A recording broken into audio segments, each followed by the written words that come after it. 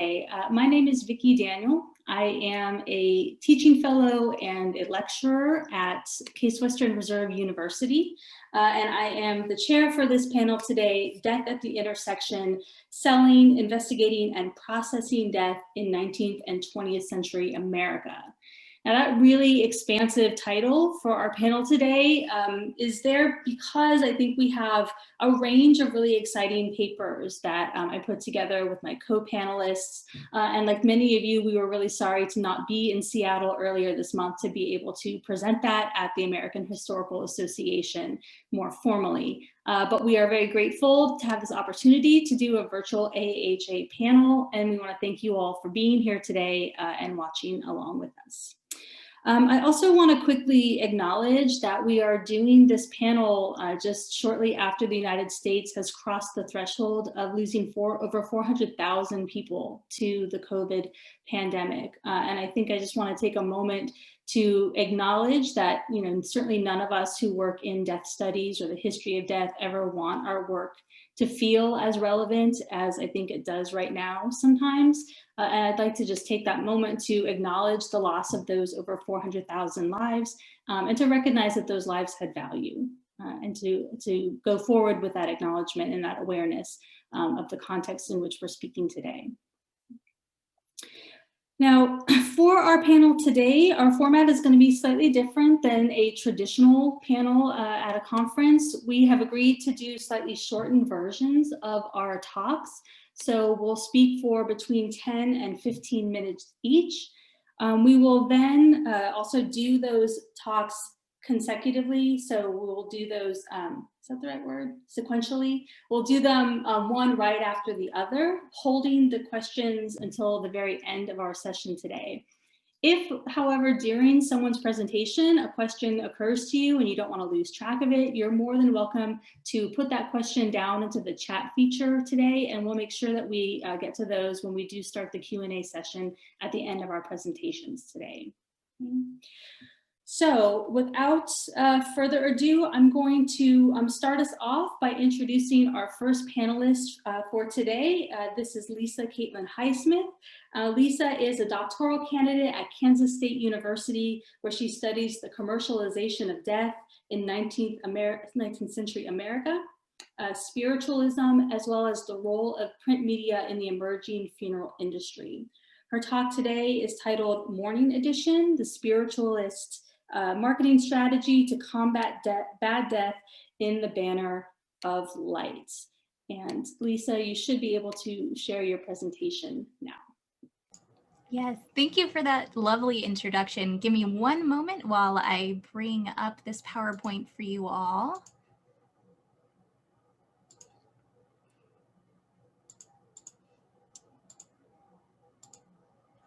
All right, so that should be set up so that everyone can see. So again, my name is Lisa Highsmith, and thank you so much for joining us for this Death Studies panel at the virtual AHA.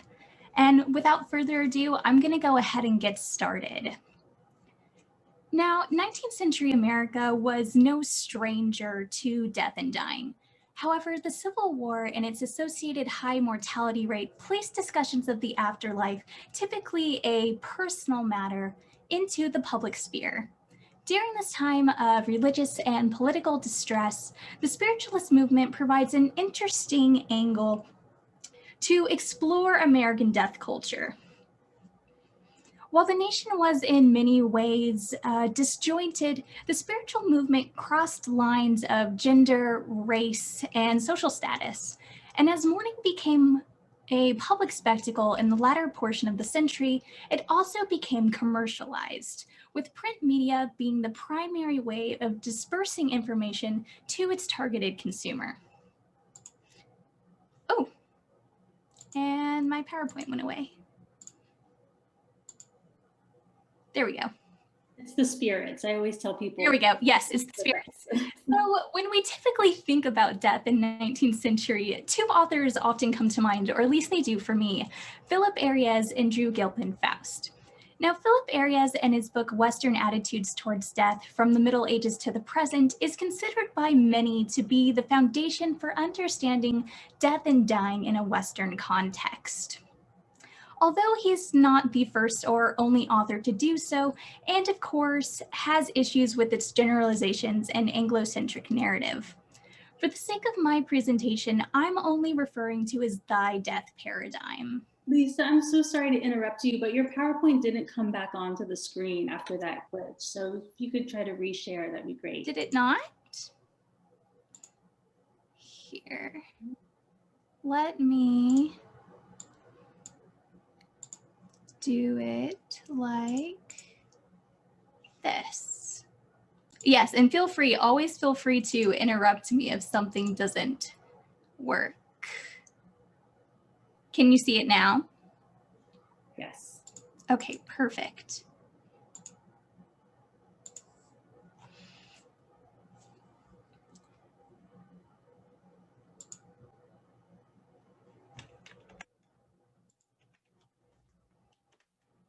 And whoops.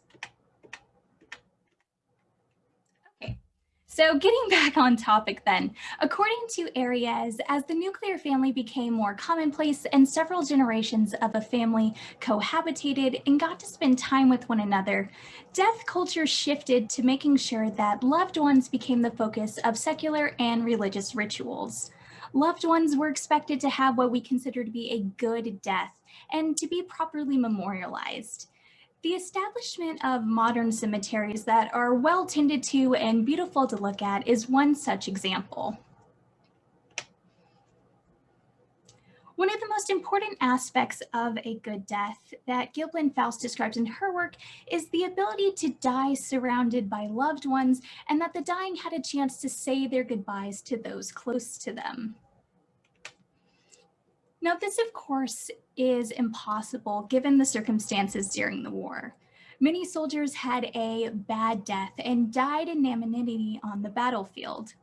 Through the work of Matthew Brady, Alexander Gardner, and others, the reality of war came home in October of 1862 when the Dead of Antietam photography exhibit opened in his New York gallery. So keeping all this in mind, the living searched for ways to make the dead have, in some form or another, an adequate passing or death. Techniques like embalming, photography, and the popularity of the spiritualist movement allowed the populace to try and hold on to their loved ones just a little while longer, or at least put them in a recognizable state.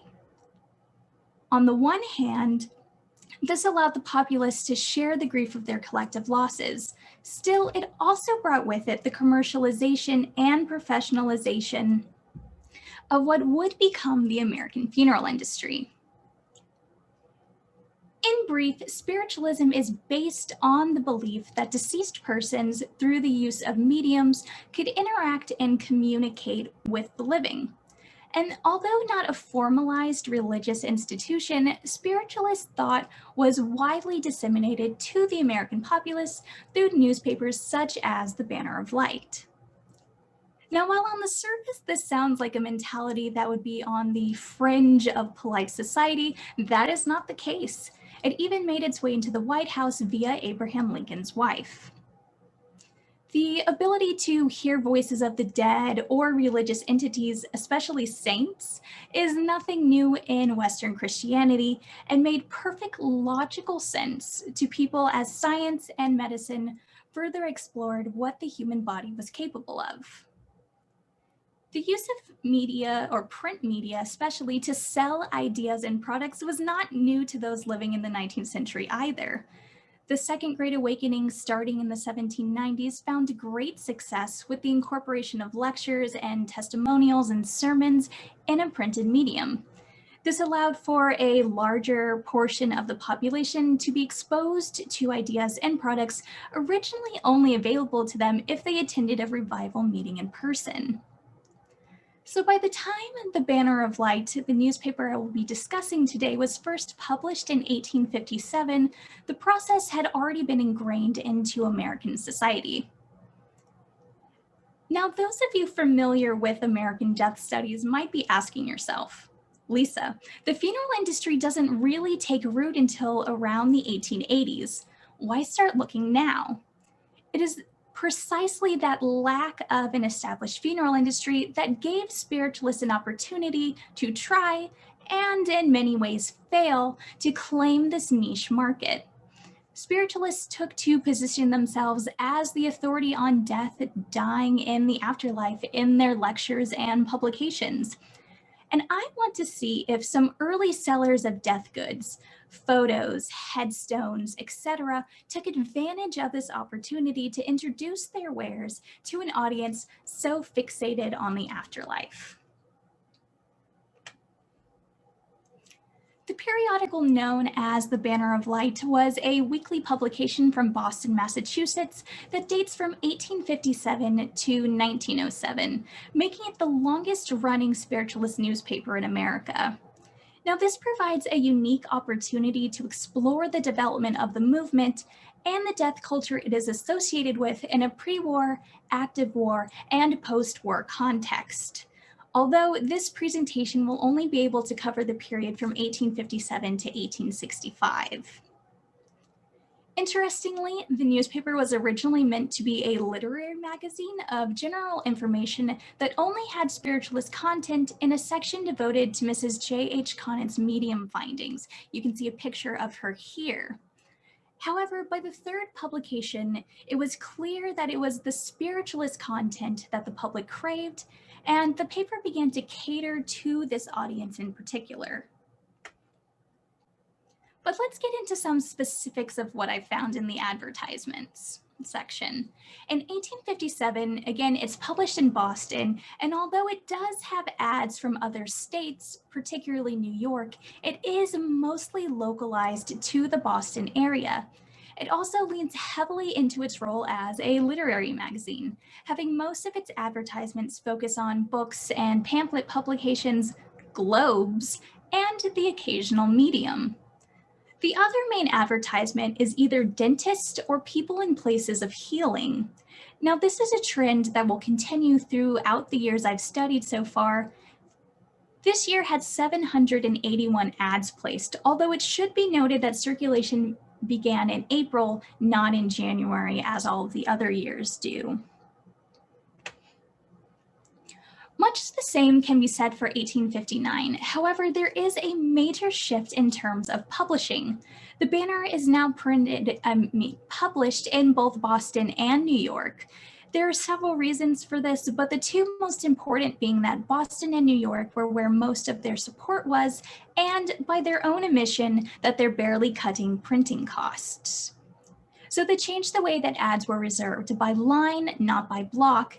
And this move to include New York and this new way of selling ads seems to work. I've counted in 1,718 ads in 1859. That's almost 1,000 more than the previous year.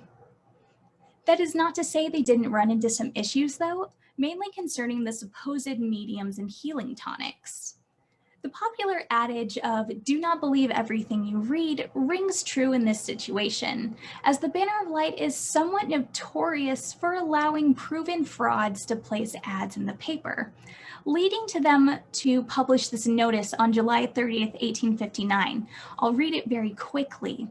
It says, "We cannot be perfectly posted in reference to the claims of our advertisers. This column is set apart for those who desire it, to acquaint the people with their powers, or to notice their wares. Those who are in need of such services or wares must investigate for themselves and not suppose that we endorse any claims herein set forth. We have no time for such investigation, nor is it proper for us to decide for another man what is meant for him. We never advise for any person or business that we know to be dishonest or an imposition upon the public." All that aside, it is in 1859 that there is finally an ad that mentions something tangible related to death. Throughout the month of December, E.D. Stanford and Company have an ad that discusses granite monuments and headstones that you can see here. Now, this got me excited. So far, I had seen efforts to keep people alive via healing mediums, doctors, and healing remedies, and of course, the other mediums who claimed to be able to reach spirits in the afterlife, but this was the first time that I saw anything related to a cemetery. That ad is ran until March of 1860 and then is never seen again, at least in the years that I examined. 1860 is still published in both Boston and New York and does include ads about life insurance, a copy that you can see here on the screen. The ad count in total being 2,957 for the year. The periodical was circulated throughout the US, Canada, and England, so it is understandable why people were eager to place ads with the paper. Now, with the war beginning in 1861, I thought the slow inclusion of these products would continue and hopefully ultimately expand. This paper often spoke about the war and even had an ad that encouraged the formation of an all-spiritualist regiment, which I've included here on the screen for you. And in August 17th, 1861, the ad on the left made its first of 3 appearances. Personalizing monuments of the deceased is a hallmark of the good death. So I was very excited to see its inclusion.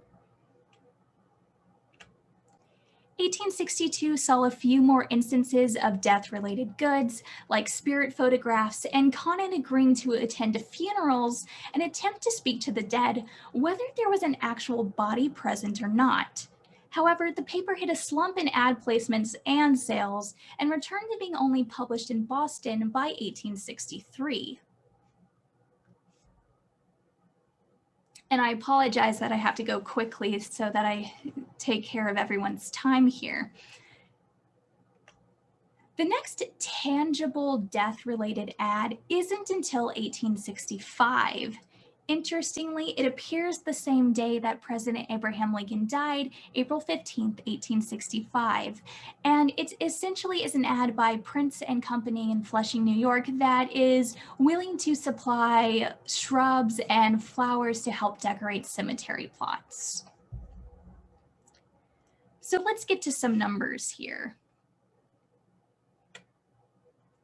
In total, I counted and examined 20,163 advertisements printed from 1857 to 1865.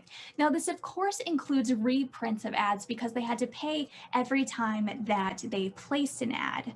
And I have shown you a single copy of every tangible death-related good I found that didn't include mediums or publications about theoretics of what happens after one dies. Interestingly, I never found mention of embalming in the ad section of the paper, which I had expected to find. It is interesting that a periodical as popular and well known for spiritualism rarely, if ever, mentions these things. Instead, it focuses on the still living while still providing a communal outlet for shared grief. The market of mourning is nothing without the living taking part in the system. Therefore, even the act of dying and memorialization is subject to the issue of supply and demand. Previous studies over spiritualism tend to focus on the mediums or the seances themselves, so little work has been done on the economic side of these activities. And even though this study only investigates 9 years of the Banner of Light's publications, it clearly shows a trend in the advertisement section of the paper. When it came to deterring bad death, the paper essentially presented 2 options. The first one being incredibly easy. It meant simply staying alive through healing tonics, hospitals, or health mediums. Or it meant saying your final goodbyes through a medium that can connect loved ones in the living and spirit world through their voice, writings, or drawings. Going forward, I want to examine more volumes, particularly those of the 1880s, and see how spiritualists tried to keep their self-given title as the authority on death and dying. Organizations like the American Medical Association, which is founded in 1847 and incorporated in 1897, desperately tried and arguably succeeded in making spiritualism and its now deemed occult practices less mainstream. One last thing, I would like to thank and acknowledge the International Association for the Preservation of Spiritualist and Occult Periodicals for having the Banner of Light free to access on their website. It has been a tremendous help since traveling for research has been out of the question lately. They have several occult periodicals available, so if you are interested in similar topics, you should definitely check them out at that listed website. And thank you so much for listening. That's all I have. Thank you so much. Thank you. I apologize for the technical problems at the beginning. Thank you. It happens. And I'm grateful that you were willing to be the first one out. So whatever technical glitches occurred, unfortunately, happened under your presentation. But thank you so much, Lisa. I'm going to move us to our second presentation. Again, if you have any questions for Lisa that popped up while she was speaking, do feel free to put those into the chat, and we will acknowledge those in the Q&A session later on. Our next presenter is Sarah Lirley. She is an assistant professor of history at Columbia College in Columbia, Missouri. She specializes in 19th century US history, the history of women and gender, and the history of death and death investigations. She is currently working on a manuscript that I am excited, no pressure, to see in print. It's called An Arc of Death: Suicide, Alcoholism, Murder, Accidents, and Other Early Deaths in St. Louis, Missouri, 1875 to 1885. That project examines 6 different causes of death by interrogating coroner's verdicts and the community's responses to and understanding of those deaths. Her talk today comes from this work and is titled, quote, "Not as Simple as Disease, Coroner's Verdicts of Natural Death." Sarah. Thank you so much, Vicki, and thank you everybody for attending. So excited. Like everybody else said, we're not in Seattle, but this is really, really nice. Thank you. And I don't have a fancy PowerPoint, which is good because I have a technology curse. So just after 6:00 a.m. on September 15th, 1883, Mary Smith knocked on her neighbor's, Kate Williamson's, door. Smith hoped to return Williamson's dog to her, which she had rescued the night before during a fight between Williamson and her lover, Billy McHugh. Hearing no answer to her knock, Smith called out, "Here's your dog," but was still met with silence. Smith knocked once more, then used her key to unlock Williamson's door. She found her neighbor lying on the floor, naked. She called to her again, then tried to wake Williamson, but the woman was dead. Smith found her face to be warm, but her toes and fingers were cold. She became excited, waking Williamson's nephew, who called out, "Mama, Mama," to his aunt, the woman whom he considered to be his mother. Smith went downstairs and alerted another neighbor, Mrs. Casey, who returned to Williamson's rented rooms with Smith. Smith then called the St. Louis City Office of the Coroner, who sent Deputy Coroner George Peck to investigate the unusual and untimely death of Kate Williamson. Deputy Coroner Peck had to determine if the 38-year-old had died from illness, alcoholism, homicide, or, less likely in Williamson's case, suicide. Peck soon learned from Smith and other neighbors that Williamson had fought with her lover the previous night and that Billy McHugh had assaulted Williamson. Police arrested McHugh and held him in jail until Peck could determine whether he had caused Williamson's death by having shoved, punched, and kicked her.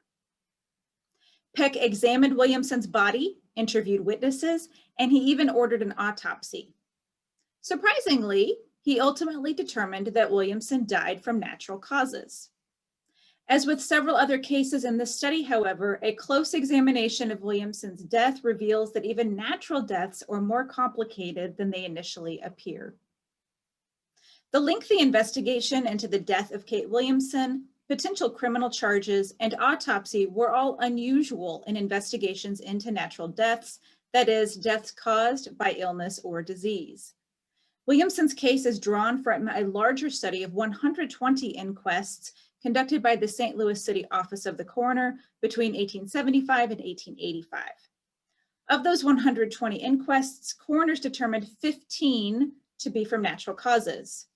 And of those 15, only 3 featured an initial suspicion of homicide or medical malpractice, including Williamson's. While coroners investigated about 1/5 of these alleged natural deaths as possible homicides, they investigated most of them because they had unknown causes, occurred in public places, or were unattended by a physician as required by Missouri law. In the larger project from which this case is drawn, I argue that by viewing death investigations from 3 social locations, that of the investigating coroner, witnesses in the inquest, and newspaper reporters, it becomes apparent that 3 elements were the most important in investigating and interpreting these deaths. And those factors were whether the deceased had family members who testified on their behalf, whether the coroner believed that it was possible that another person may have caused or contributed to the death, and the reputation of the deceased. In most cases, investigating coroners quickly determined that neither the deceased nor any other person was responsible for these natural deaths. Instead, illness caused them. Coroners investigated most natural deaths quickly, but while brief inquests and verdicts into natural causes of death make them appear simple, some were not. In some cases, the verdicts were inaccurate, reflecting causes of death that conflicted with witness testimony or other evidence given in the case. These inconsistencies suggest that coroners and deputy coroners rushed their investigations. Now, in Williamson's case, in addition to the possibility that her death was a homicide, there were 2 other potential causes. And there are 2 main reasons for this apparent lack of attention to detail in the inquest records of natural deaths. First, coroners did not expect criminal charges to result from their investigations into natural deaths. Unlike homicides and some deaths caused by abortions and accidents, few natural deaths had any evidence that anyone was to blame for them, either the deceased themselves or someone else. Unlike deaths by suicide, burial rights were not at stake. Unlike deaths by homicide, an inquest was not a first step in the criminal justice system. Therefore, inquests into deaths from natural causes had lower stakes. In many cases, an inquest was simply a formality rather than a potential first step toward a criminal trial. Second, a lack of medical expertise sometimes led to verdicts that contradict witness testimony. St. Louis coroners were physicians, but they also held political office. Party loyalty, not medical training, prompted coroners to appoint deputy coroners who often lacked medical knowledge. Of 7 deputy coroners in this study, 4 had expertise in either the medical or legal fields, with 2 working as licensed practicing physicians and 2 working as attorneys when they did not hold office as deputy coroner. Coroners, in contrast, were trained practicing physicians. Deputy coroners regularly investigated deaths and rendered verdicts without direct supervision from coroners, particularly in apparent natural deaths. Now, the death of Kate Williamson is remarkable because there is substantial evidence that she had died from a homicide. In fact, Deputy Coroner Peck initially suspected that injuries caused by an assault from Williamson's lover, Billy McHugh, caused her death between the hours of 3 o'clock and 6 o'clock a.m. on September 15th. Peck interviewed 7 witnesses, several more than the 2 to 4 witnesses whom coroners typically interviewed in deaths that were not suspected homicides. Peck also ordered an autopsy in Williamson's case, another uncommon step. Police also arrested William Billy McHugh because they thought that he had inflicted deadly injuries upon Williamson. McHugh was easy to find. He arrived at Williamson's home shortly after Officer Charles Landers arrived. Landers immediately arrested him while the deputy coroner investigated Williamson's death. Deputy Coroner Peck spoke with Williamson's nephew, 3 of her neighbors, the investigating police officer, and Dr. James C. Neidlet, who completed the autopsy. And his brother was also a coroner for a while in St. Louis. Peck had found no marks on Williamson's body when he examined it, but witness testimony alerted him to a potentially deadly assault. Emily Vincent, Sally Casey, and Mary Smith all told Deputy Coroner Peck that McHugh had shoved and punched Williamson. At one point, McHugh said that he wanted to give Williamson, quote, a good licking, but, quote, did not want to give her any marks, presumably because bruises or cuts would provide evidence that he had assaulted her. Williamson's nephew called a police officer, but he would not arrest McHugh unless she pressed charges, which she refused to do, which was not and is not uncommon in domestic violence situations for a number of reasons. Williamson's neighbors sat with her after the incident and made sure that she closed her windows and locked her door before they went to sleep. The neighbors reluctantly left Williamson after the incident, worrying that McHugh would break into her rented rooms overnight, but they still did not expect to find their friend dead the next morning. McHugh's statement to Williamson's neighbors showed that he felt at least partially responsible for her death. When he arrived at Williamson's home the morning of the inquest, McHugh asked Sally Casey if his lover was, in fact, dead.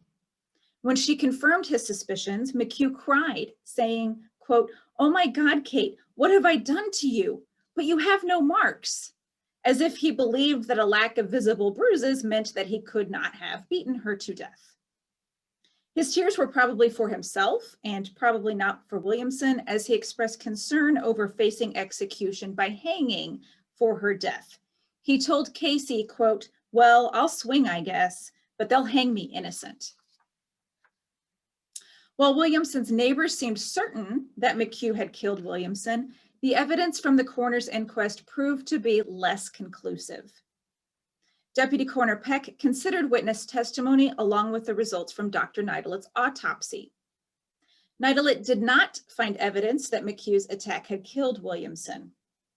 Instead, he found that her heart and lungs were congested, and he concluded that these illnesses were, quote, evidently the result of alcoholism. In addition to Neidelet's autopsy results, Deputy Coroner Peck gathered witness testimony that Williamson may have had a habit of drinking to excess. Several neighbors insisted that Williamson drank only beer as opposed to hard liquor, and that they believed that she was not a heavy drinker. Sally Casey remarked that Williamson drank the same amount of beer, quote, that all hardworking women do. Williamson was rather young at 38, but her sister-in-law testified that she had a history of a heart condition. Despite the autopsy results, Deputy Coroner Peck rendered her death as caused by, quote, congestive heart and lung failure with, quote, fluid buildup, perhaps from heart disease. Peck's verdict made no mention of alcoholism nor a physical assault. Once the inquest concluded, police released McHugh from custody. He faced no criminal charges in Williamson's death. While the lengthy inquest into Kate Williamson's death and initial suspicion of homicide was unusual for deaths caused by disease or illness, the complicated nature of her death was not. Despite brief investigations and verdicts that determined that these men and women died from natural causes, some may have died at the hands of others, at least in part. In other cases, they may have died from illnesses that the coroners did not acknowledge in their verdicts, and there are other cases in this chapter where I talk about that. Coroners may not have felt the need to determine an accurate time of death or pinpoint a specific illness with certainty because these men and women died from sicknesses, not homicides. Their verdicts would not implicate or exonerate anyone in most cases. While it was the job of the coroner to determine an accurate cause of death, evidently they felt that their duty was less pressing in these cases. Nonetheless, witness testimony reveals that they were more complicated than their investigations and verdicts made them appear. Thank you. Thank you so much. I really appreciate that, Sarah. I'm trying to get good at both doing my emoji reactions there and hosting, but thank you so much. It's so fascinating, and I have a lot of questions about coroners, but I will save those towards the end. All right, so the next speaker on the panel is myself. which is awkward to introduce oneself at talks such as these. I'll just shortly say that my research focuses on the history of death and disaster victim identification in the United States from the Civil War to the Cold War. And my interest is really in not just the technology of identification, but the ways in which a sort of visual culture of identification has shaped our understanding of what it means to identify, as well as the meaning of the corpse in modern American society. So today, my talk is going to be about the General Slocum disaster of 1904, which took place in New York City. Can everyone see my slides here? Yes. Thank you. Okay. So in my work on the history of disaster victim identification, also known as DVI, I trace the change in practice from site recognition to forensic identification. In the past, those killed in mass fatality events would have been recovered to a centralized location and viewed by the public, who would recognize the body or the personal effects found with that body. To me, this method was very dependent on the family or friends of the dead, and its public nature is quite different from today's forensic practice, which is often performed by trained scientific experts working behind closed doors. Today, as I said, I want to talk about the General Slocum steamship disaster in New York City from 1904 in order to explore how American DVI evolved from site recognition to forensic identification. This evolution has not been linear and was not always driven by actors who are consciously enacting change. Not until the 1940s do we start to see people sort of actively looking at DVI as a scientific practice that had its own sort of codes and systems to be communicated to others around the country.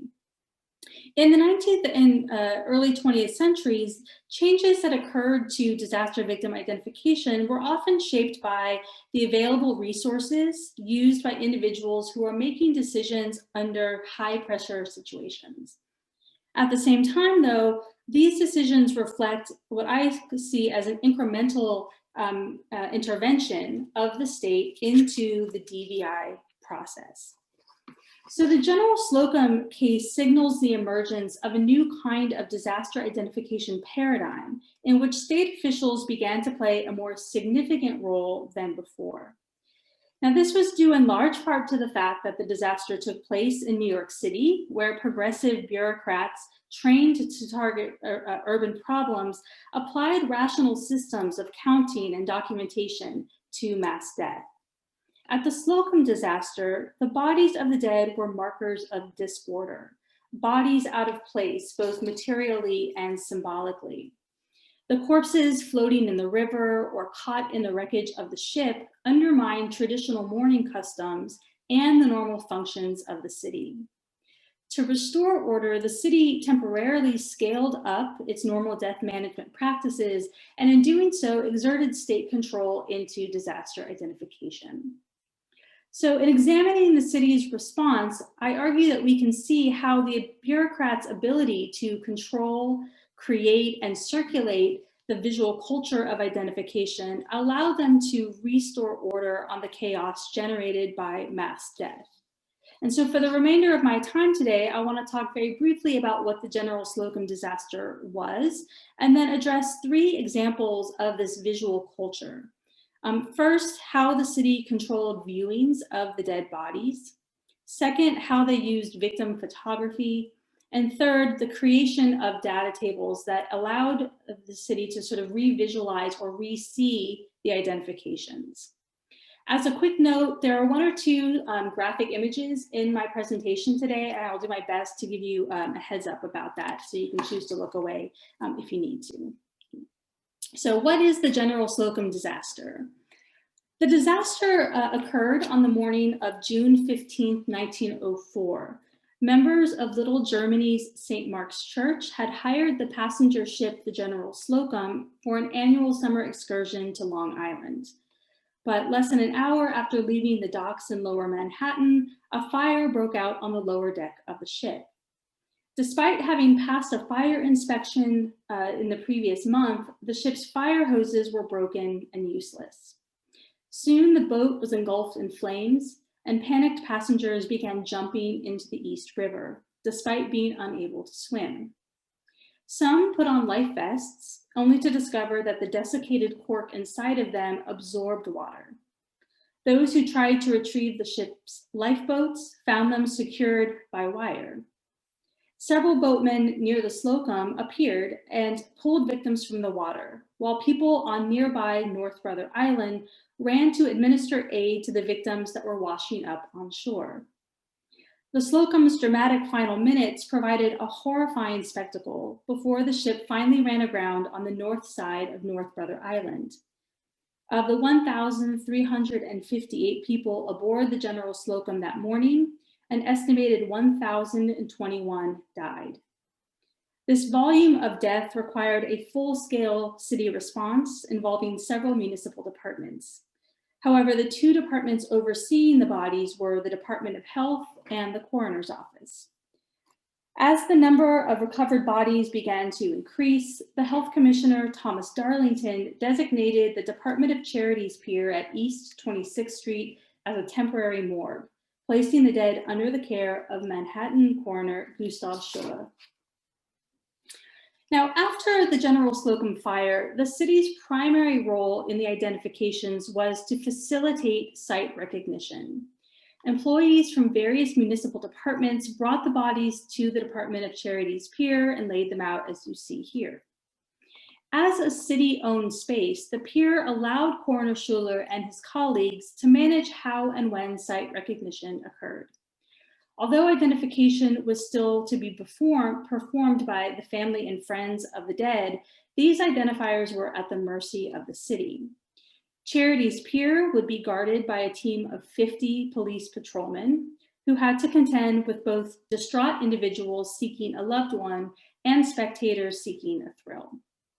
In fact, it was concern that the bodies would become a public spectacle that led to this increased police presence.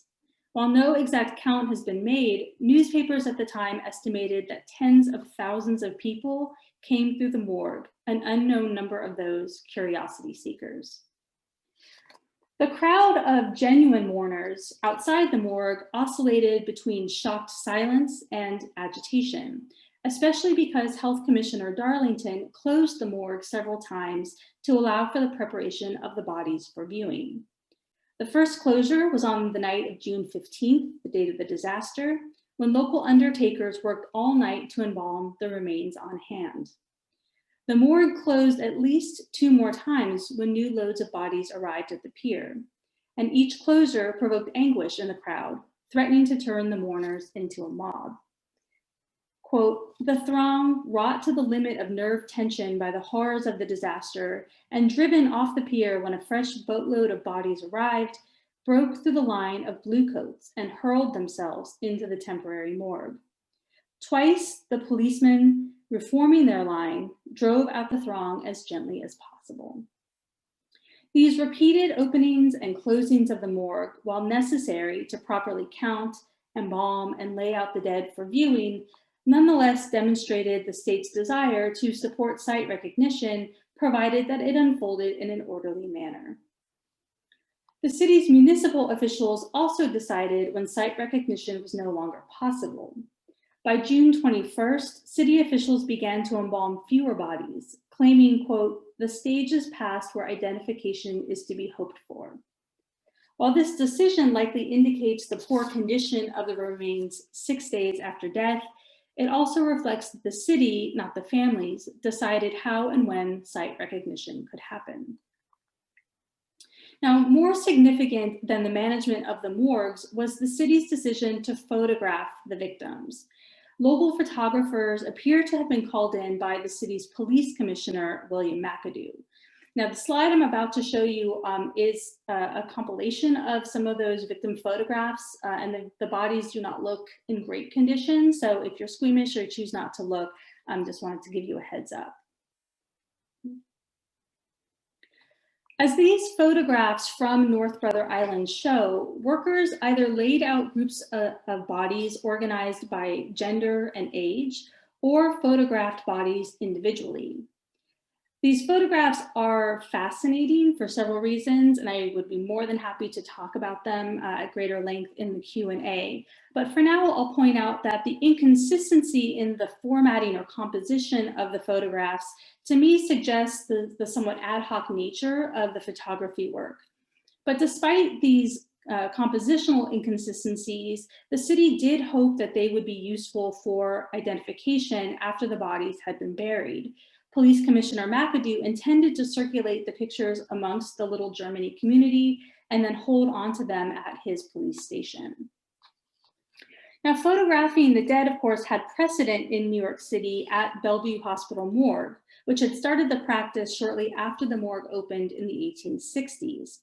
However, for me, it's worth noting that it was the police commissioner, not the health commissioner nor the coroner, who called in the photographers. This suggests a different precedent for these images, which would be the criminal photograph. The New York Police Department was one of the first in the country to create what they called a rogues gallery, which you see on the right, developed in the mid-19th century as a means of displaying photographs of notorious criminals so officers could become acquainted with their faces. In 1904 alone, the New York Police Department made over 9,000 such photographs. These photographs were on display in the police station, and the public was also invited to look at them, providing a model for public photographic display before the Slocum disaster. The display of disaster victim photographs suggests that, like criminals, these disaster dead were understood as a challenge to the civic order. Of course, the nature of that's presented by the criminal is different than that of the disaster victim. And certainly the display of the victim photographs was not intended to shame the Slocum victims. In both cases, however, we see the city attempting to use the increasingly powerful tool of photography to fix the body, whether fleeing or decomposing.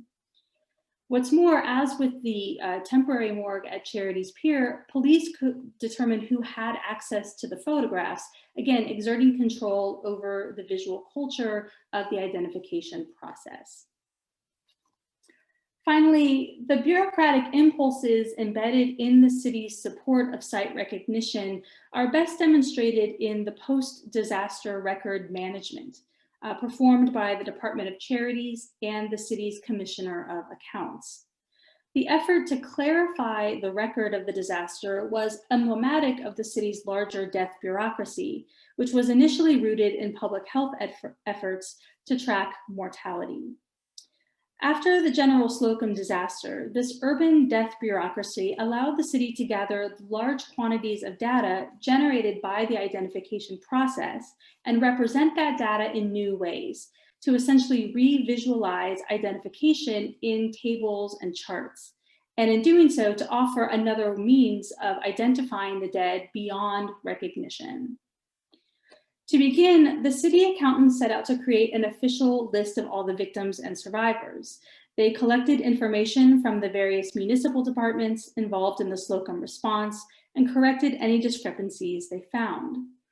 This official data then appeared in the Department of Charities annual report for 1905. In the published report, the identified victims were listed alphabetically, along with age, address, and place of birth. The list of the missing, however, was organized into a comparative table, like you see here, that aligned names with unidentified bodies. So on the left side of the table, the image on the left, the missing individuals are listed by age. On the right, unidentified bodies are listed by estimated age. There is an apparent attempt to link known decedents with bodies of a corresponding age, thereby creating a possible link between victims and bodies. So for example, victim Kate Schaefer, 6 years old at the time of her death, is listed in line with body number 831, estimated by the coroner to be 7 years old. Other than age and sex, however, it's unclear what other data was used to make these alignments. As you can possibly see, I know the writing is quite small, but these tables contain numerous unidentified bodies that all roughly correspond in age with several of the missing dead. Nonetheless, the identifications that are suggested by the visual alignment of victim and body in these tables may have helped narrow options for families who could then disinter remains from the Lutheran cemetery in order to confirm whether the suspected body was in fact the person they were seeking. As you can see on the right, the table in the annual report also provides the exact location in the Lutheran cemetery by row and grave number where each body was interred. The Department of Charities also provided a map of the Lutheran cemetery interments, noting the position and number of each coffin. A copy of these drawings were held at the cemetery, and records indicate that in the 2 months after the disaster, families identified 37 bodies after disinterment, possibly with the assistance of these charts. So these three practices, managing visual access of the dead, photographing them, using data to suggest potential identifications, ultimately struck a balance between the need to help the affected community of mourners and to provide for the city's need to respond to the disaster with bureaucratic order. While the families and friends of the victims still had ultimate authority after this disaster to name their dead, New York officials were able to offer tools that extended the limits of traditional site recognition. These tools shaped how site recognition unfolded and, I think, foreshadowed later DVI systems in which expert authority would ultimately prevail over the dead. Thank you.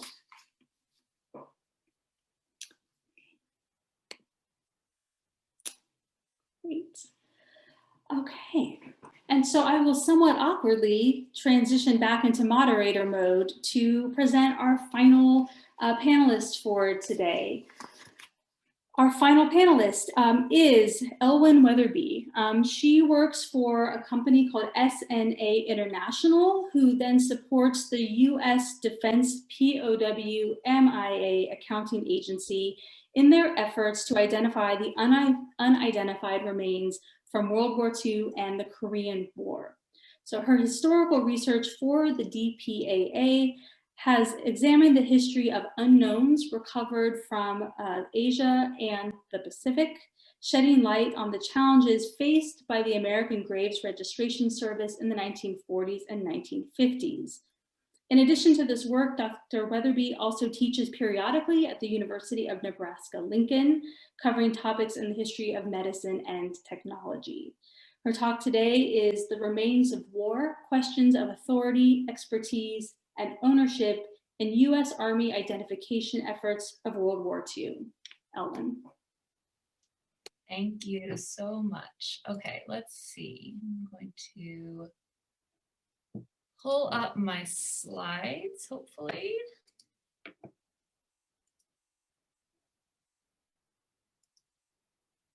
Can everyone see those? Awesome. Yes, Okay. we can. I'm just going to set a timer too, because I don't want to run over. So today, I am going to be talking a little bit about AGRS identification efforts during World War II. And in so doing, I want to give kind of a brief orientation to that for those who are not familiar with the AGRS. And then I'm going to kind of frame the rest of my discussion around a particular film that the War Department released in 1946 called Decision. And in this film, I'm really interested in complications to the way in which a transfer of ownership almost occurred with an identification. So obviously with World War II casualties, much of the process of identification and that kind of root processing of the dead is managed by the military, by the government. But as those remains are returned to the families, I argue there is that shift right, in ownership and expertise. But it's not always as simple as maybe decision the film makes it out to be. So I want to spend a little time to explore that and particularly wrap up with some of the gender dimensions that I think emerge through the film and some of the examples that I will bring up. So the American Graves Registration Service, this is a branch of the Memorial Division of the Quartermaster General of the US Army, and it is tasked with the process of recovering and identifying all casualties from World War II. And it had a precedent before the Second World War, but certainly in World War II, it's facing a scale of a task that it has never before seen. So in the aftermath of the war, AGRS personnel were involved in processing over 300,000 sets of human remains, including many that were initially recovered as unidentified. The identification efforts were carried out largely in scientific spaces like we see here in this image. This is actually the AGRS Central Identification Laboratory that was stationed at Schofield Barracks in Oahu in the late 1940s. And it's worth noting as well that identification efforts were really largely successful. So over 97% of the remains that were kind of questioned in terms of identification were ultimately identified and returned to their families. But again, in this short discussion today, I am especially interested in the complications to that relationship, that transfer of ownership, because ultimately identification, I argue, marks more than a scientific accomplishment in confirming a serviceman's fate. It marks this transfer of both a body and a story from the government to the family. So, I mentioned already that in 1946, the War Department releases a short film titled Decision, which I want to bring up today that through its characters and assertions, reveals an interesting narrative about these potential complications to that pivotal moment, marking the return of remains to the family of a deceased serviceman. Potential complications that the War Department was also, I would argue, clearly aware of and concerned with, as illustrated by the film. The film itself is about 15 minutes long, so I'm not going to be able to show all of it, but I can't help but want to share a few short clips. So hopefully they will not make me run over time. Just to provide a little bit of a lead in to our first clip, the film opens to a pastoral setting, panning to neat rows of graves of a national cemetery. And in so doing, it explains the policy set by US Congress that, quote unquote, has made it possible for the next of kin to decide where final burial of the war dead shall be made. And this is the central decision referenced in that film's title, a decision resting with the family of a serviceman. Now, while this freedom of choice may not seem so unusual to us today, this is actually a relatively new phenomenon for the period in terms of war casualties. And certainly relative to other countries that were involved in the Second World War. We had a similar precedent set in World War I as in other previous wars, but again, the Quartermaster Service had never faced an undertaking at the scale required for World War II. So after outlining the responsibilities of the Memorial Division, the film takes us into the home of a young woman widowed in the war. And we'll go ahead to our first clip.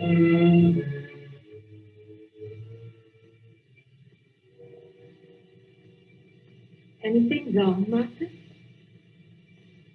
Oh, this letter came from the War Department, Mother. Oh? They're asking me where I want Jimmy's body finally buried. I can select a cemetery at home or overseas. What are you going to do? I don't know, Mother. What do you think I should do? Well, dear, I'm not the one to decide that. You see, you're the next of kin, and the decision rests with you. Now, if Jimmy hadn't married, then the responsibility would have been mine, since Jimmy's father is not living. I see. Give it some thought. Yes, Mother. So this very brief clip highlights one of the initial challenges faced in this transfer of ownership, and that is the determination of a primary next of kin. Now, the fact that this film chooses to portray this initial relationship between the wife of a serviceman and a serviceman's mother, I believe is no accident, as we see in casualty records, not infrequently, that there are occasionally conflicts between different family members regarding who should actually have that decision-making authority.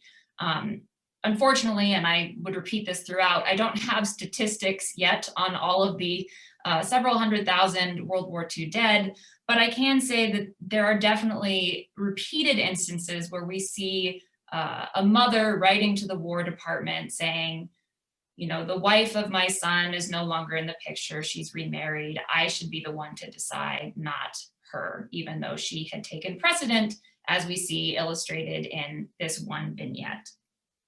And these are records that most often can be found in a serviceman's individual casualty records that describe the circumstances of his death, as well as incorporate the sort of correspondence with family members. Now, as the widow of our fictional soldier grapples with her decision, the film next introduces the family's milkman, Henry, who conveniently happens to be incredibly knowledgeable about the Memorial Division's policies and procedures in arranging a serviceman's final burial. Most of Henry's discussion with Mrs. Atkinson focuses on the War Department's determination of next of kin, a clear priority for this film, as well as the types of cemeteries that could be considered by a family for selecting as a burial location. But almost as an aside, he introduces another theme that I want to discuss today. It also tells you about national cemeteries in this country. I saw one on Long Island. Not much difference between the national cemetery here and the military ones overseas, except the ones over here are closer to the Statue of Liberty. If that's the kind of a cemetery you want, all you have to do is to ask for it. Oh, by the way, according to Bill McDonald, all the remains are positively identified before the Quartermaster General sends out a letter. In other words, if the War Department tells you that the body of a soldier is Private John Smith, then you can rest assured it is Private John Smith. There's absolutely no chance of a slip-up. I think a lot of people will be relieved to hear that. Indeed, they will.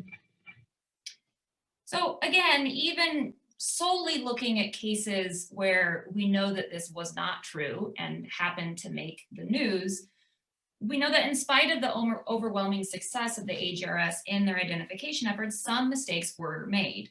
And some identifications were rejected by families, whether rightly or wrongly. And I find all this especially interesting in the wake of Vicki's discussion, where we really see that exclusion of the family from this sort of initial identification process, right? This has since moved on into the realm of scientific experts. Ultimately, these sorts of controversies over an identification are definitely the minority. There are a small percentage of all of those to come out of AGRS efforts, but they're not without significance. I think these are out of order. So as examples, I've pulled a few headlines that appeared in both local and national news sources in the late 1940s and early 1950s.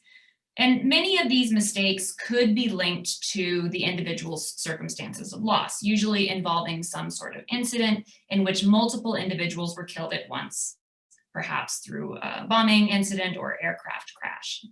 And many times the Memorial Division would work through such complications with the possibility of a group identification. But whenever possible, an effort was made to identify servicemen individually. Now, with remains that might be commingled or fragmentary due to the nature of the loss, dentition often provided the most reliable scientific method available at the time. But what is interesting to me beyond these sorts of identification practices rooted in the science of the day is just how many of these exceptions to AGRS success and identification are complications to that process seem to be presented publicly in these newspaper articles in relation to a female member of the victim's family, most often, it seems, the mother. In other words, articles like these and references in casualty records as well, often place these discrepancies or disagreements between the War Department and a female family member of the victim, whether mother, sister, or wife. Now, the small sampling of articles that I have, I selected kind of to highlight two sides of this controversy. In this case, these are articles describing the case of a mistaken identity, a mistake that the government made and admitted to making in the 1940s, notifying the family of the mistake and returning in both of these cases a new set of remains and taking away the remains that they had initially identified as the servicemen. In the first instance, we see in the upper left-hand corner, 2 years after returning a set of remains to the family of Second Lieutenant J.M. Ackridge, the War Department reached out to the family reporting that there had been a mistake. This case is unique because the air loss he was associated with actually took place on US soil. And as described in some of the articles about this incident, the mother of Second Lieutenant Ackridge actually was called upon to confirm the identity of this second set of remains that was found. Obviously, this sort of family participation was usually not possible due to the fact that we're dealing with war casualties that occurred all over the world. Meanwhile, in the other two articles I've pulled here, we see in these two headlines that are referring to an initial misidentification of a set of remains as Sergeant Leonard J. Moynihan, who died in the Dutch East Indies in 1945. Almost every article I found, and these are not the only ones, highlight the mother's role as the recipient and perhaps even on some level the victim in this mix-up. Now, on the other side of this kind of controversy over identification, I did pull a couple of articles relating to cases of the rejection by a family of an identification. And these two articles that I pulled are actually related to the same incident in which the mother of Private Stephen J. Lautenbach, who died in France in 1944, was convinced that the body reported by the AGRS to be that of her son was not him, and that her son was in fact still alive and probably suffering from amnesia somewhere in Europe. Now, she actually went to the length of hiring a lawyer to argue her case, and this particular story seems to have made national news. You can find it in papers all over the country in the late 1940s. But ultimately, the evidence that the War Department could present seems to have been overwhelming. You see kind of highlighted in one of these articles a chance of many, many millions based on the dentition that was present. There were also witnesses who described seeing him die on the battlefield. And some of the photographic evidence of POWs that she was arguing were evidence that her son was still alive was also dismissed when they were able to find the surviving members who were actually represented in those photographs. There are other examples as well, even though this one, the ID was ultimately made, in which the resistance of a family member actually led to an ID being overturned. So although it didn't make the national news, a sister, when notified of the identification of her brother from a set of remains recovered in association with one of the POW hell ships, called the Inaramaru, she said it couldn't possibly be him because she had spoken to other survivors from the incident who said that he had a different date of death than the War Department had reported.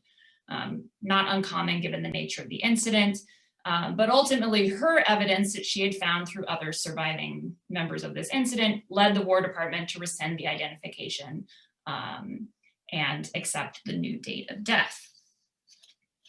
Once again, this sort of resistance was being led by a female family member. So jumping back, since my slides are out of order, I have one more example of kind of a complication that I want to share.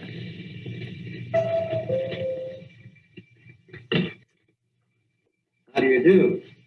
My name is Thomas. Are you the widow of Sergeant James Atkinson? Yes, I am. I'm here to help you, Mrs. Atkinson. You're probably aware of the fact that your husband's body can be returned to this country for burial. Yes. Well, I'm in a position to make all arrangements for you. I have numerous contacts in France, and for a nominal cost, say $50, you can put everything in my hands. Well, Now, Mrs. Atkinson, if I ask for $50, it's just to defray expenses. I ask nothing for myself. I deem it a patriotic I duty. think that's very kind of you. Only, She's not going to pay, mister. And what's more, she doesn't need your help. Just who are you? A friend. I don't like the way you talk, young man. That goes double for me. Why, you're just a racketeer trying to cash in on the sorrow of mothers and wives, everybody else who's lost somebody in the war. Well, you're barking around the wrong door. The War Department arranges everything, get it? Everything, without cost. And the best contact any next of kin can have is the Quartermaster General in Washington. I didn't mean any harm. Not much you didn't. Now beat it, scram. And don't try to cash in around here or any other place. So I include this because I think it's a great example to kind of end with in the way in which this film seems to seek out to really define the territory of the War Department in navigating this relationship between the family and the government. Now, I also think looking at these three clips together, there's a really interesting story about gender.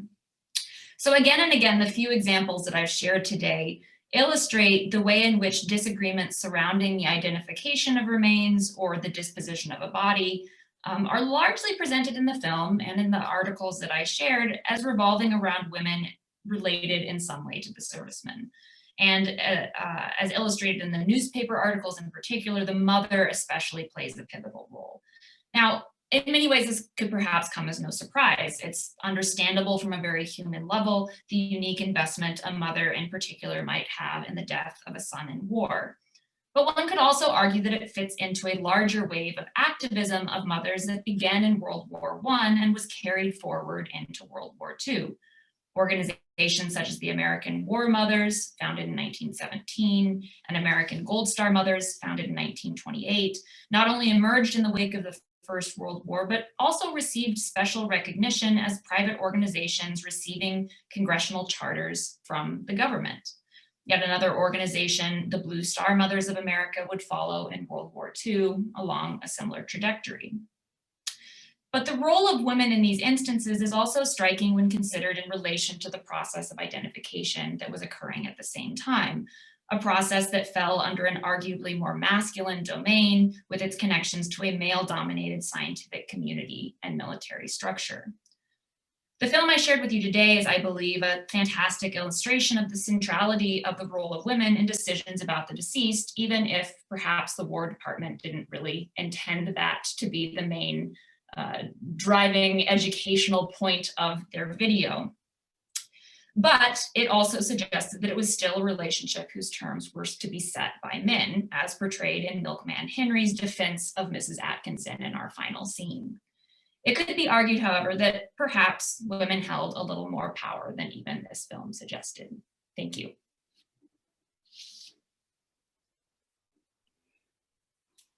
Great, thank you so much, Aelwen. That film, we have to have a whole second follow-up conference about that film. That it's such a fantastic, fantastic source. Great, well, thank you for those of you who are here with us. We are at the end of our panel presentation, and we are more than welcome to open it up for questions from folks. If you would prefer to just put a question in the chat, you're welcome to do that. You're also welcome to unmute yourself to ask your question directly. I'm going to go ahead and take panelist chair prerogative to respond to one question that came in about my talk regarding the bodies that were being stored at the pier in New York City, and the question of whether they were kept cool, embalmed, etc. Especially because it was June, middle of June in New York City. Obviously, preservation of the remains was a huge issue. And if I'd had a little more time for my presentation, I would have talked about the embalming efforts that the city of New York undertook to actually help preserve some of those remains for a little bit longer. The city did initially use ice, which was available in the summer months, but they soon called on local undertakers to come in and help do embalmings on the remains, and spent quite a bit of money, several $1,000s in contemporary money to pay these undertakers to do that work. So it was very much a consideration, and I would argue that the embalming was yet another kind of intervention into the visual culture of identification. By using this technology from the funeral industry, applying it to these victims, the city was able to exert further control on the body's sort of biological state and allowed those bodies to be visible for a longer period of time in order for site recognition to happen. Great, so I see one hand was raised by Michelle Cornell. Would you like to ask a question? Yes, I would. Can you hear me okay? Yeah. Fantastic. My question is for you, Dr. Daniels. Thank you to all the panelists. Excellent, excellent research. My question is for the Slocum disaster. Was this the way that they used the methodology in working to identify the victims? Was this kind of the first of its kind in using those strategies? Or do you see other incidents informing this one and how they were working about the problem? Or is this kind of the first of its type that's actually launching further into creating a method for identifying mass casualty remains? Thank you. Sure. So it's of course a complicated answer. As I said in my talk, I don't really see a lot of direct connections between various disaster events in terms of thinking about DVI as a sort of set of standardized practices or protocols. And so I think in the case of the General Slocum, I think a lot of the response there in particular was really just scaling up some of these practices and systems that were already in place. Right? New York had had a city morgue since the 1860s. They had coroner's offices. They had started to incorporate death certificates and other kinds of sort of record keeping on mortality statistics and those things. And I think that because this disaster was in New York City, they had both those systems in place and a city with enough resources to put towards the identification to scale up.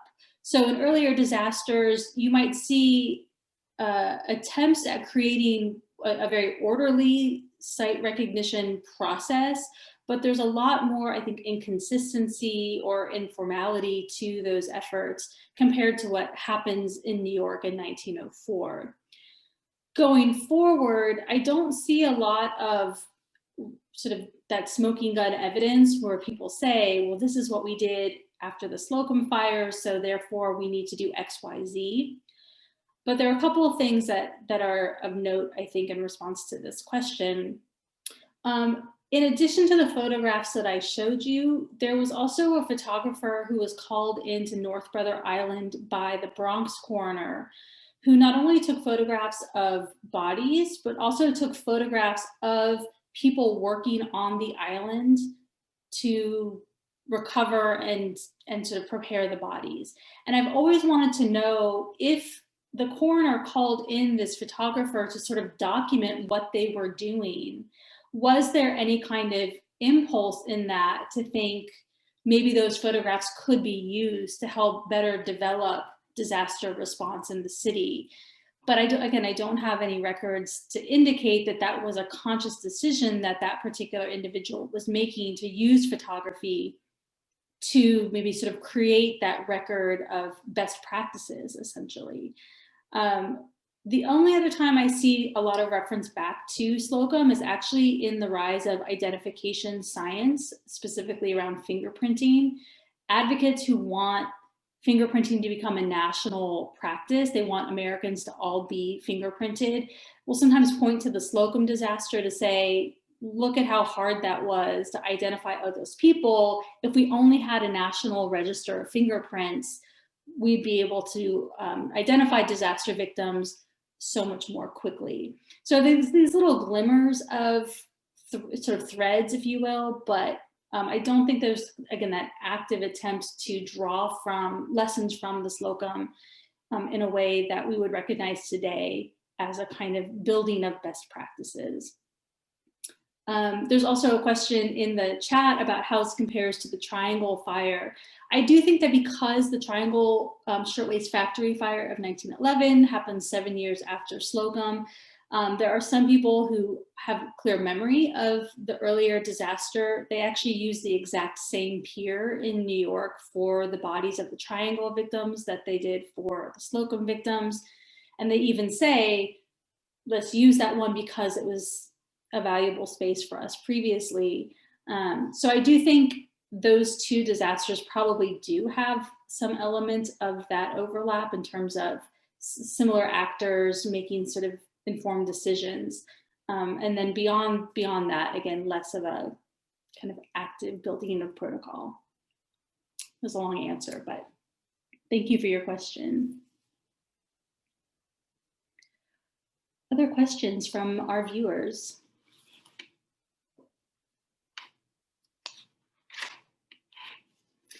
It's also open to other panelists if you all wanted to raise questions with one another.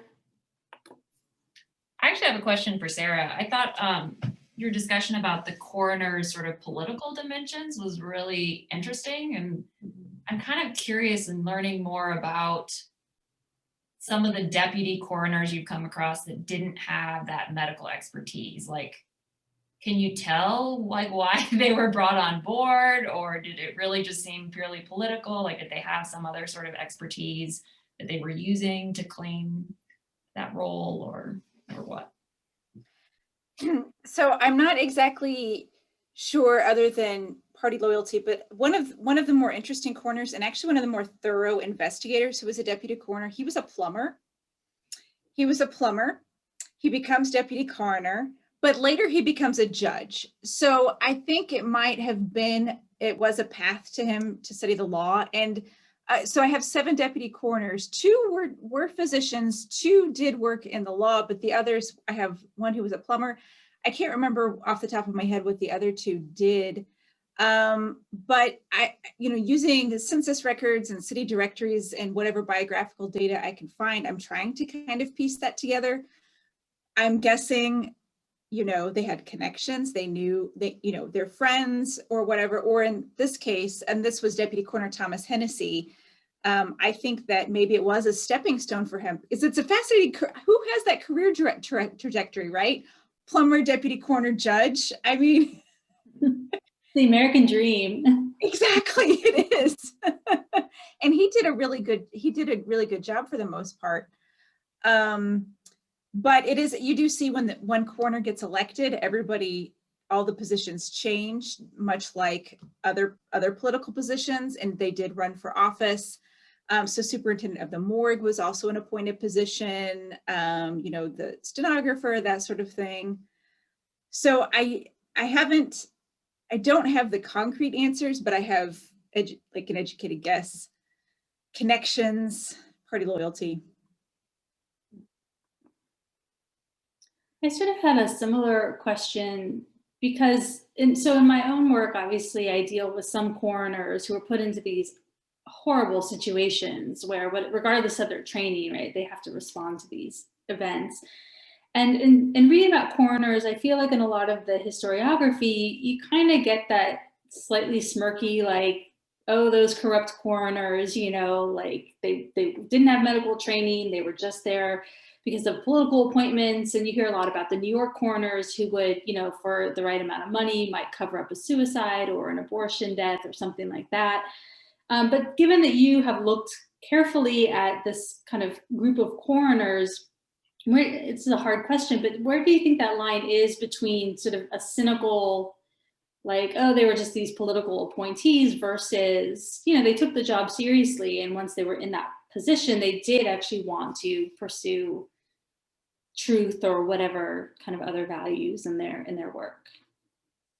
So St. Louis is really unique in that the coroners are trained practicing physicians. So they are trained for their jobs. There's a lot of criticism in Missouri saying, oh, we need medical examiners, but in St. Louis, they have training and they do generally seem to take their jobs seriously.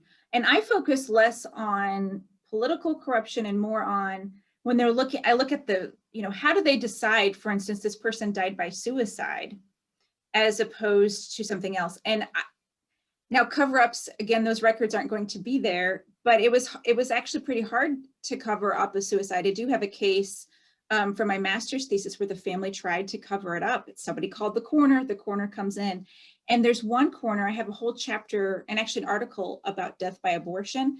One coroner was determined to make sure that these abortionists, as they were called, were held accountable. And there were cover-ups. Other physicians would say, oh, this wealthy woman died of consumption.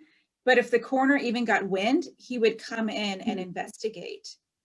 So I find it's more complex. I do have some cynicism. I mean, you can see, for instance, I have yet to investigate the death of a woman who was a sex worker, what they called a prostitute, who they investigated her death at any length. They almost always died by suicide, even if perhaps there were other possible causes.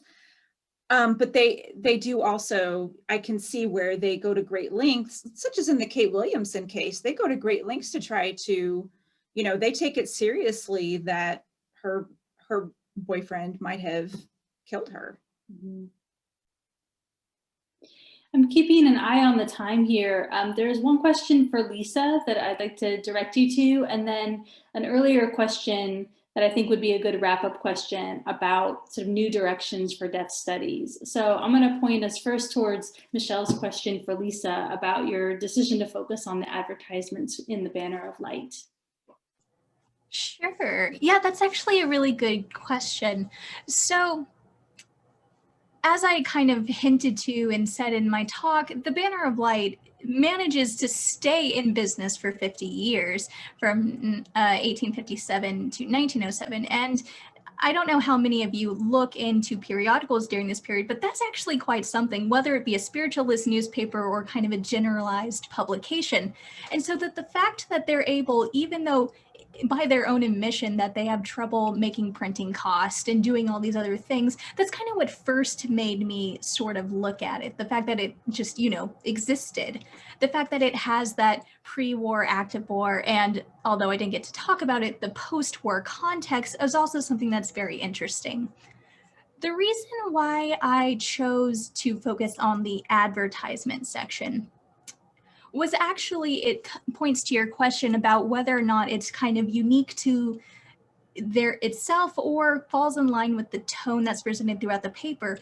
They actually kind of allow for a bit of a divergence. A lot of the paper either deals with the messenger or the message that Mrs. Conant gives, where she'll give her, essentially it's a transcript of those public seances that she would hold. And it's all very intangible, right? And a lot of the publications that they also promote, again, talk about these intangible things.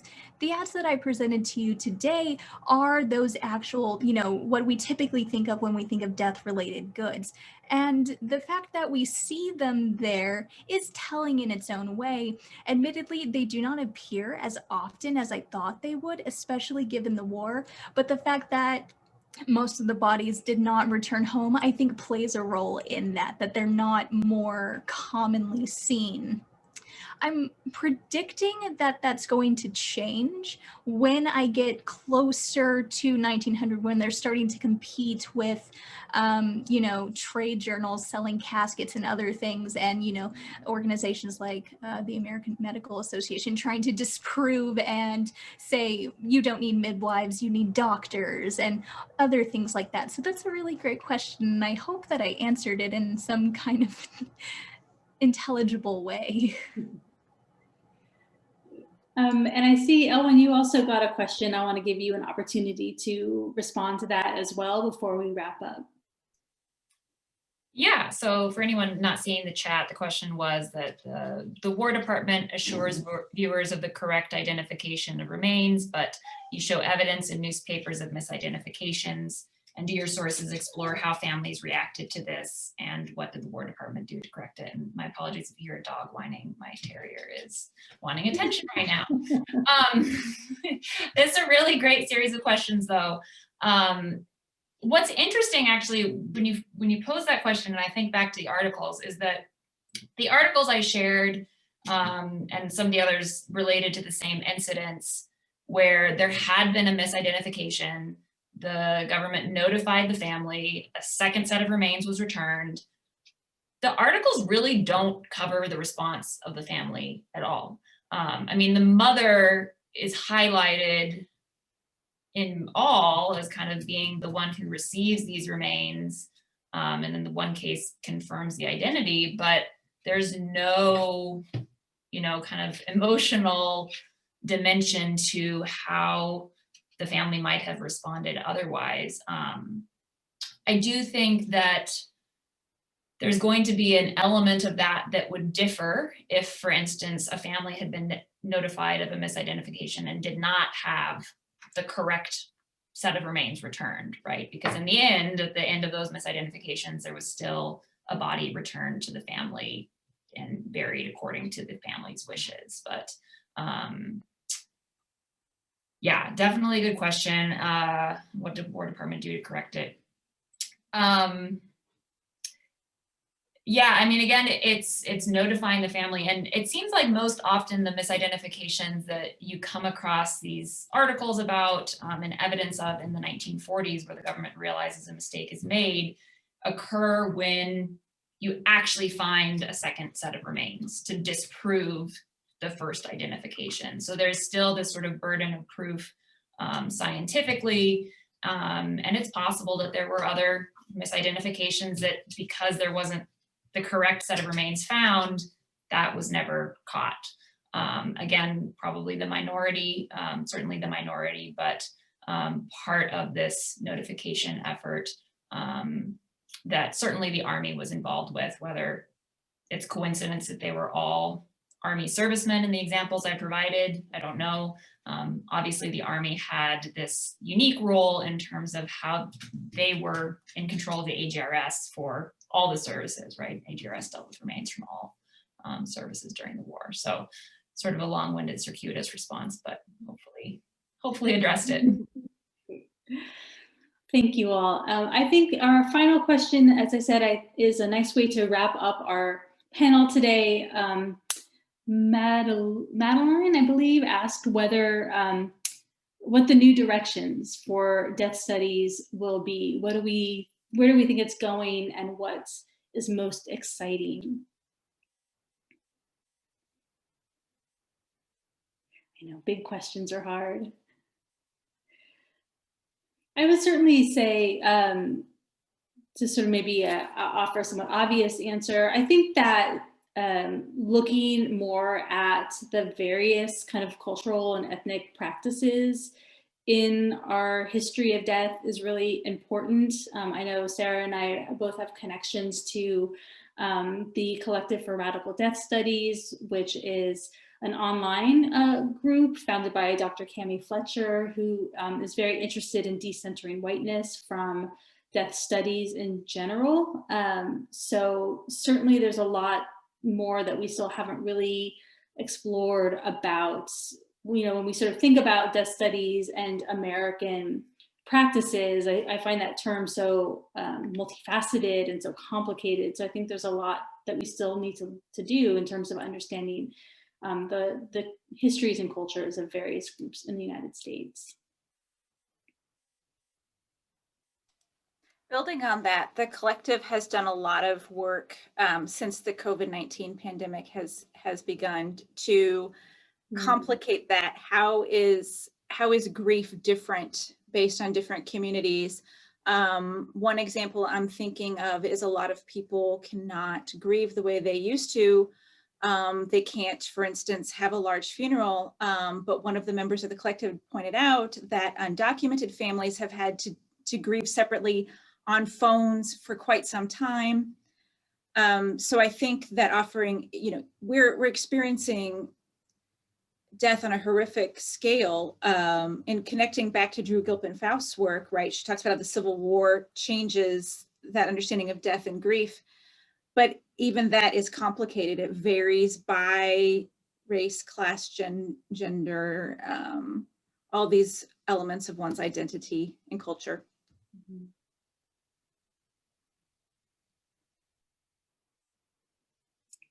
Lisa or Aelwen, did you want to chime in?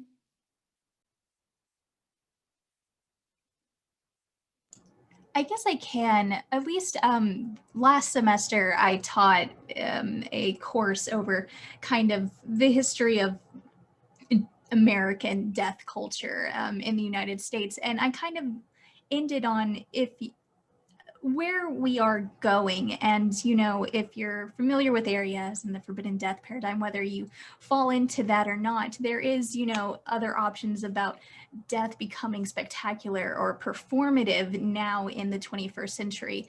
And so the fact that now I recently, unfortunately, had to watch a live stream of a funeral of a family friend that died from COVID. And so that the fact that now death is not something that's forbidden or hidden away, and it is very much in the public sphere, whether that be through news broadcast or live streamings of funerals, I think that that's going to play a big role in kind of the American consciousness of what death is and how we react to it.